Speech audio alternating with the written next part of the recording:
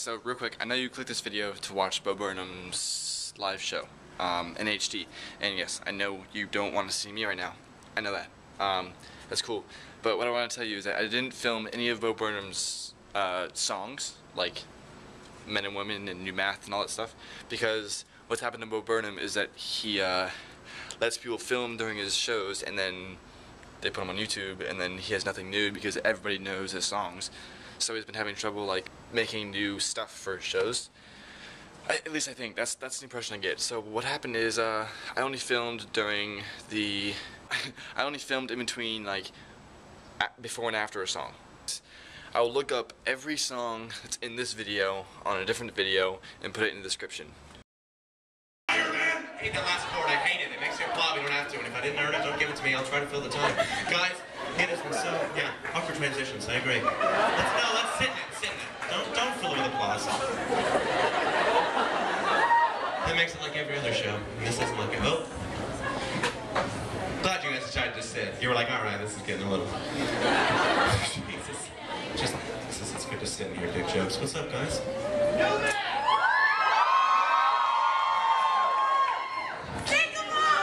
I feel in danger. I feel danger. Do you feel danger? Guys, I'm 20 years old. I'm a young comedian. I hate that term, young comedian. You know, I prefer prodigy. And people often pigeonhole me as a comic, which is so disingenuous because I'm not a comic. I'm an artist, and I don't do comedy shows. I do one-man shows. I've been doing this since 1998. It was my first one-man show. It was a show about Jews in Nazi Germany called Under the Floorboards. I'll do a scene from that right now. Watch and then judge, all right? Fucking New Orleans. It's like, it never ends here. This is a scene from Under the Floorboards, all right? Hey, shh. And then 99. In 99, I did a piece called The Catholic Orgasm. Fuck. 2000. You probably heard about this. In 2000, I did a piece called The Inappropriate Musician. Mike, you get back off the ledge. Mike, think about your kids. You want them to grow up without a father? Mike, you can't jump. You gotta listen to me. I'm your friend. Mike! No! Mike, no!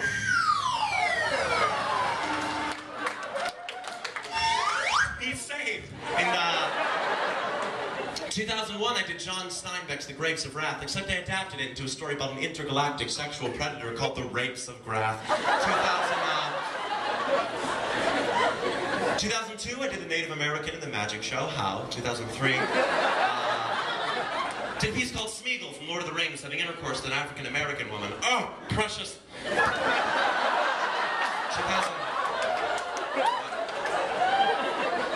Oh, I actually got a Danza nomination for that. It's right after the Tonys. 2005.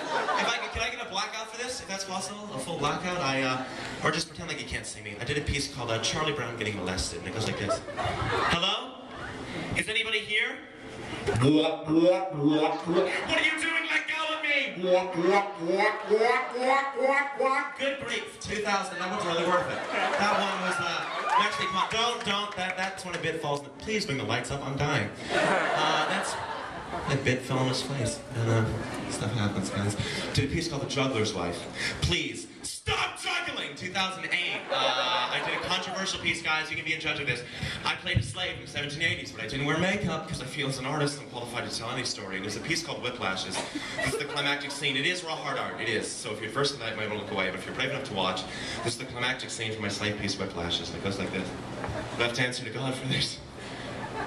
Just... Oops. Oh!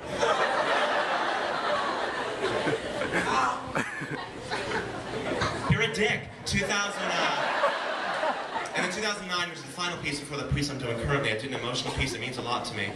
So forgive me if I break down, but it's called The Boy and His Dog. Get out of here, all right? Look, I can't afford to keep you anymore. I just can't. What do you have to hear from me? All right, I hate you. Is there a need to hear from me? I hate you. All right? And it's not just me. Okay, my dog hates Mexicans too.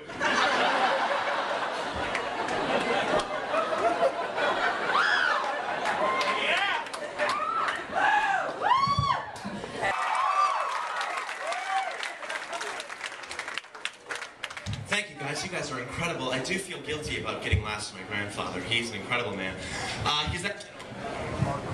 What happened? I was passing out. My grandfather was a great man. and he's actually in a wheelchair, and he doesn't like it when people make fun of his condition, you know, but he can't stand.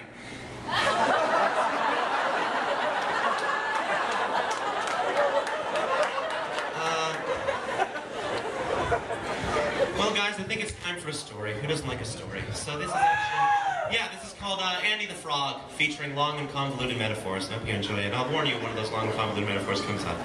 Once upon a time, there was a frog named Andy. Andy lived at the Patton Park Pond and never hopped anywhere else in his entire frog life. He had 3 best friends: Millie, who never left her lily pad; Billy, who was always hopping mad; and Roger, who was arrested for possession of tadpole porn.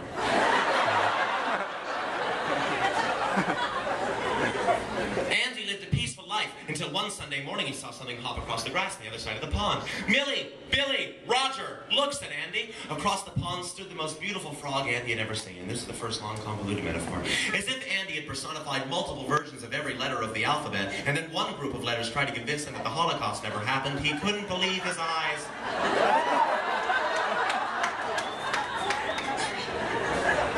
This bit's gonna go well. She's beautiful, said Billy. She's gorgeous, said Millie. Bit old for my taste, said Roger. Classic Roger. And then she was gone. I need to go find her, said Andy. I need to follow my heart. And so Andy followed the beautiful frog's footsteps into the forest. He then came across a turtle. You can't pass, said the turtle. Please, said Andy. No, said the turtle. Then there was a rustling in the bushes, and, like a man who had been shot in the chest with a rifle, the turtle was shot in the chest with a rifle.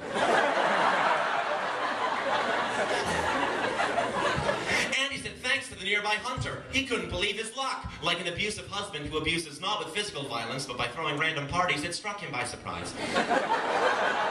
He wanted to keep going, but at this point, like a dude who was offered a free dream catcher on the street by a guy who said, hey, I'll give you one for free if you rub my chest a little bit, he didn't feel up for it. And at this point, like the doctor of the Kenyan track team, his patience ran thin. Fuck you, I like that one. The other one sucked, I'll give you that. But that one's fucking gold. Here we go. Andy continued to follow the beautiful frog's footprints. I need to find her, said Andy, for love. He then came across a giant crocodile. Have you seen a beautiful frog lately, said Andy. The crocodile began to chant. I woke up this morning and I sat on a log. I opened up the menu and the menu said frog. Andy said, no, please let go of me, I'm dying. Oh my God, I can feel it. There's no God, I'm never gonna find her. Fuck! The end. And that's right.